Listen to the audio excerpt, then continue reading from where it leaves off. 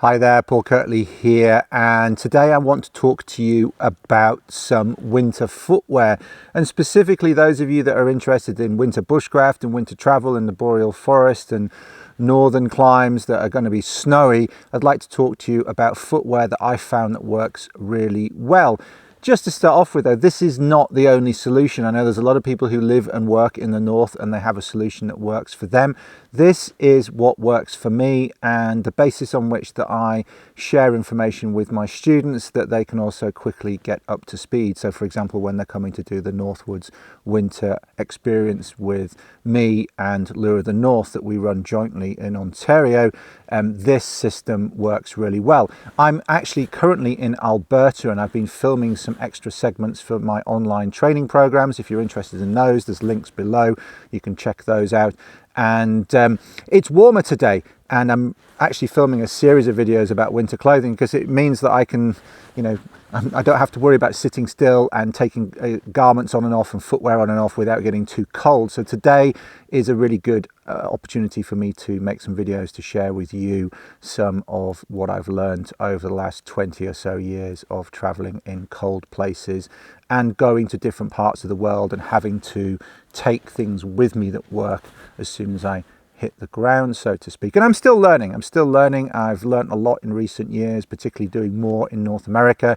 A lot of my experience in my early days of cold weather was in Scandinavia, and so there's definitely a Scandinavian influence to what I do in the cold forest, the boreal forest, but also as I've done more with different people in North America, that has also added some different perspectives, some different spice. And of course, even though that we have this circumpolar boreal forest, there are some differences. There's differences to the weather patterns, there's differences to some of the conditions that you get in different parts of the terrain, and so you also need to adjust for that. But what I'm going to share with you today really should help you form a good foundation with your footwear for a lot of these places. Okay, first off, I have to say now, after many years of trying different types of footwear in the cold, this is what I've come to, and what I find most comfortable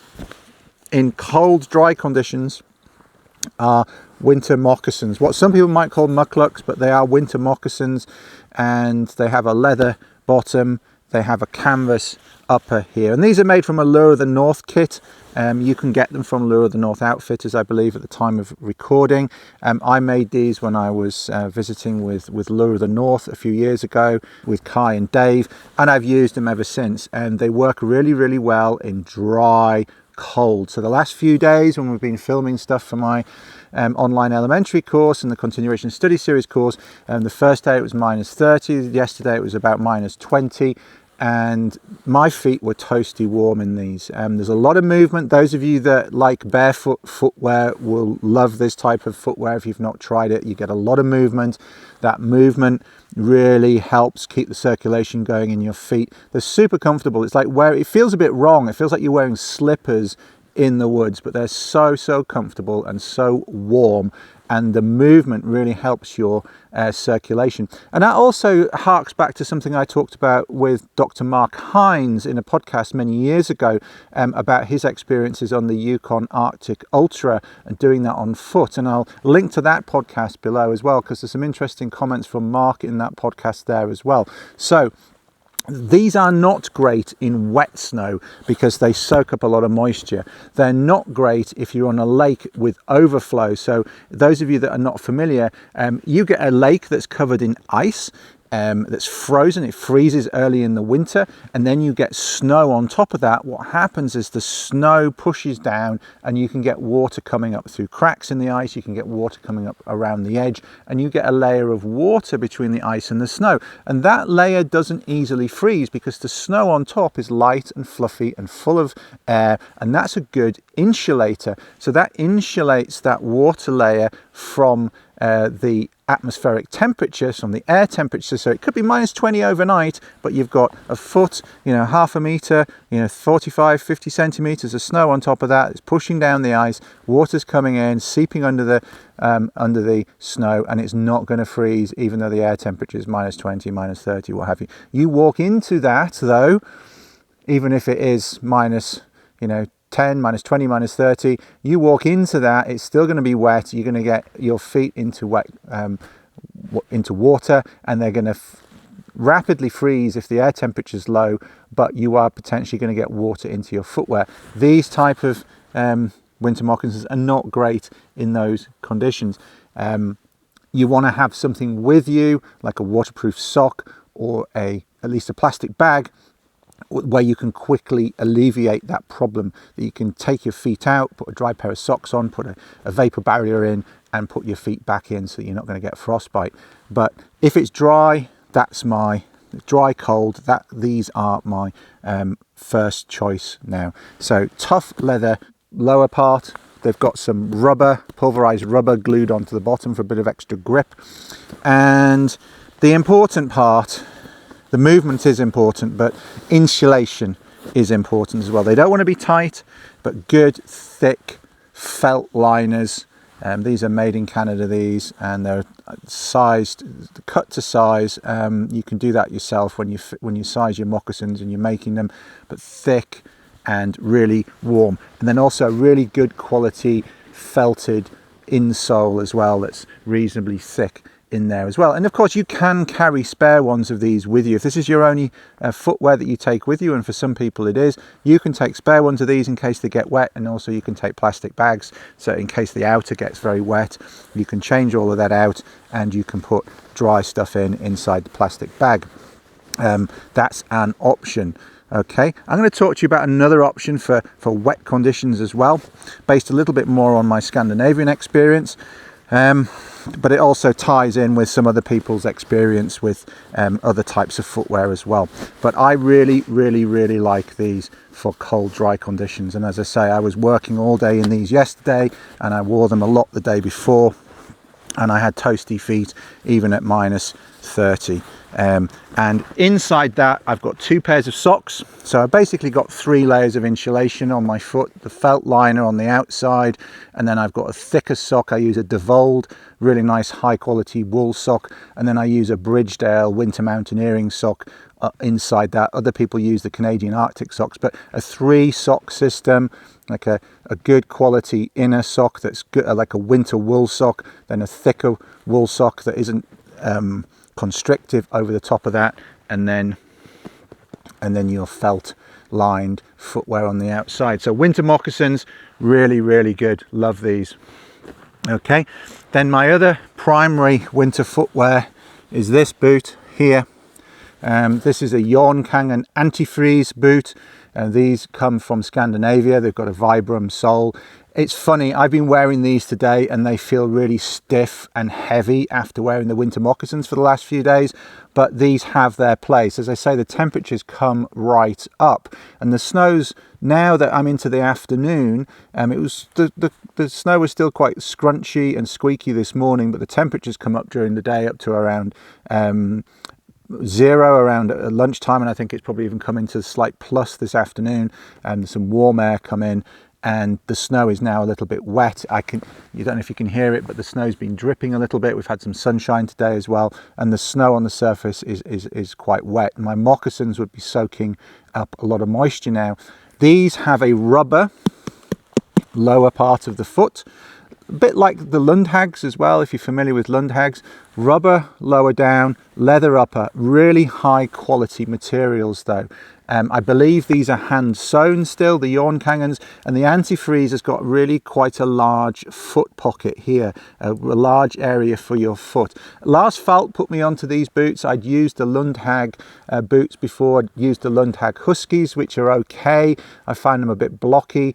I had some custom, I can't remember what they called them. You used to be able to customize a Lundhag boot as well. I had some felt lined Lundhags, but the toe pocket wasn't big in those. And I found when I got below -20, I always got cold feet in those, and so I got some antifreeze and I haven't looked back. These are the best boots of their type that I have tried, and as I say, the Arctic master that I trained under, Lars Falt, also used these boots, and so I put good store in that, both based on my own experience, but also if Lars had come to the similar conclusion that these were really, really good boots, then I also put a lot of weight on that.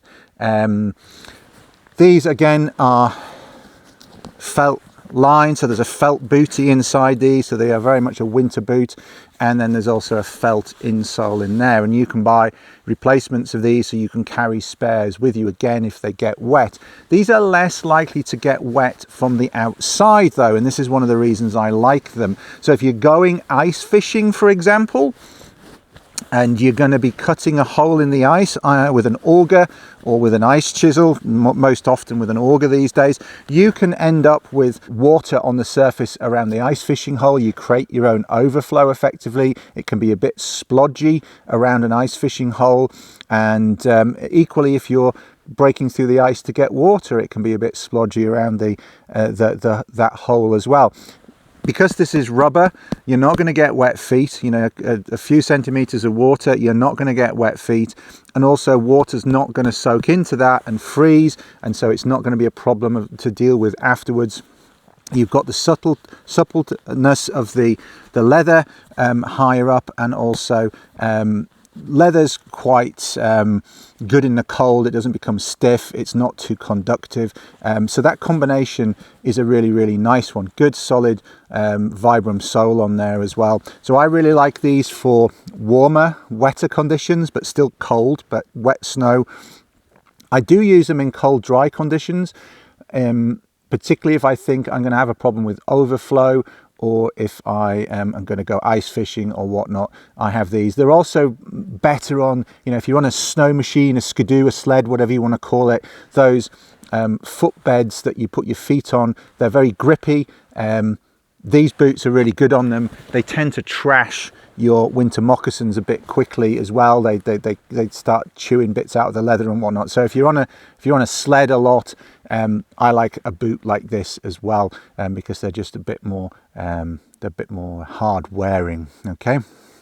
I do find that sometimes if I don't get a lot of movement in my feet with these and the temperature's really low, they do start to get a little bit cold and I have to move around and generate more heat than I do if I'm just wearing these. I get my feet, I can keep my feet warmer for the same temperature in the moccasins than I can in the Yorn canyons, and that's no. That's not a negative comment about the Yorn canyons. It's also just about these are a stiff boot. It's hard to move your toes in here other than just wiggling them around. Whereas all you need to do is walk in the moccasins, and that movement encourages the circulation, it seems. So they both have their place. Now these are quite expensive, and they're also a bit difficult to get hold of. But there are lots of other rubber boots. So the tingly overboots, so that's what I say to my students. If you've got some moccasins, either rented from Lure of the North on our trips, for example, or you make your own, which is not that difficult. You can get a kit, really, and there's online videos that show you how to do it, as well as really detailed instruction manuals. You can make your own moccasins in the evenings over the course of a week, for example, and then they're really good to go. And they're also easy to fix. You can take a sewing kit with you, and if you get a problem with them, you can fix that problem on the trail. Harder to fix boots like this on the trail. But then you also do really want a waterproof boot for when it's wet, wet snow, or if you're in conditions where there's a lot of water around, as I say, if there's a lot of overflow. So having something with rubber is good for that. You can have this type of boot, but also just a rubber boot with a felt liner. So the tingly overboots, for example, are good. The Nokian type boots, again, are good. Lots of different types like that, and I'm sure that, you know, people can leave a comment below of their favorite rubber type boot, and why, the brand, how they use them, where they use them. That's also useful for other people watching this video.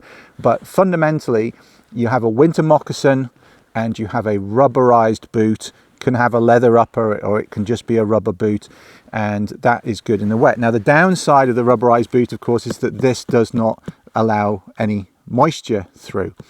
and so they can get, you know, you think your feet don't sweat when it's cold, but they still do give out moisture, and they become cold over time, and when you pull the felt liner out, they'll be quite damp. So if you've got this type of boot and you're wearing them a lot, it's definitely worth having some spares that you can change out during the day, in the same way as you might change out the liner of your finger gloves during the day if they get a bit sweaty. It's certainly worth, you have to have a boot where all the insulation comes out. So that's then just a shell, rubber and leather. You can hang that up in your heated tent or your cabin and it'll dry out. You can hang this up, take out the insole as well. You can safety pin them together. You can use the laces to hang the boot up, have a safety pin or a little carabiner, clip those over your hanging line or over a hook, safety pin through your two insoles, hang them either side of a hanging line or a peg, and they will all dry nicely, and then you put them back together again the next day. So what do you wear when your footwear's all drying? Well, I like to have some sort of booties, like cabin booties, and you can get some super lightweight cabin booties, right? You know, down-filled, or like down-filled slippers that you can wear in the woods, and that's, you know, wear in the tent, and some of them are good enough to wear in the woods, and that's great. I use something that's got a little bit more flexibility, and again, this is something I learnt about in Scandinavia. And there are a number of versions of these. These ones are branded Lil Sport, but there are some unbranded ones around. I think they're based on a military design originally. And these are an overboot. I've actually got one on my foot there. I've got the left one on my right foot at the moment because I've got this boot off, so I needed to put something on my feet. And I can wear these outside. They've got a tough sole. They have Velcro on the front. They have a tough inner sole as well. There's not a lot of insulation under the foot, so if you're wandering around on the snow with just socks on in these, they get a little bit cold. They've got quite a fleecy lining there, synthetic fleece lining, and these are sized, and this is why I like them, so I can wear them just on their own and pop out of the tent, go to the toilet, you know, whatnot, go out to the toboggans. I can put my daytime footwear up to dry, and I don't have to go back to it at all in camp. I can come in and out of a tent, in and out of a cabin. I can walk around in a cabin in these. They're absolutely, I can use them as cabin booties, or I can use them for short journeys outside. But also I can put these over the top. Actually, I thought I had the left one on the right foot. I don't. I have the right one on the right foot. So I'm going to put that one on there. Okay, I'm just going to grab and tie that one back up again. Okay, so this has an additional use, and I have to say I think I've probably only ever used it once in anger, but I think it's more useful if you're cold tenting, if you're wearing this type of boot or a ski boot. You know, maybe you're telemark skiing, you know, ski touring, and you're cold tenting. Having an overboot like this then is super useful. These are sized so that they will go over my rubber boots. So if I'm in an environment where I've stopped and I've got cold feet and I want extra insulation, as I say, maybe it's a cold tenting situation where I'm just using say a Hilleberg tent or similar in the mountains in the winter, and I've got ski boots on from cross-country skiing and I want some extra insulation, I can use these, but equally my Jornkangans will fit in them as well. So maybe I'm on a snow machine and my feet are a bit cold, I can put those on for extra insulation, as well as using them for just cabin booties or around camp once my main shoes are drying. So those are my 3 different pieces of footwear that I tend to take to the north with me, that will serve me through a wide range of temperature ranges and different underfoot conditions. And you have to use some judgment about which ones you put on for which day, but that comes with experience. But that sets me up really well for a lot of the trips that I do, and I hope you find that useful. Last thing, you'll see I've got these Filson wool pants on at the moment. I've got my Jornkangen boot still on my left foot, and I've got these trouser wraps here, and some of people have asked about when they've seen me in photos with these on before. If you want to know more about these, check the video here that's linked now. I'll see you there.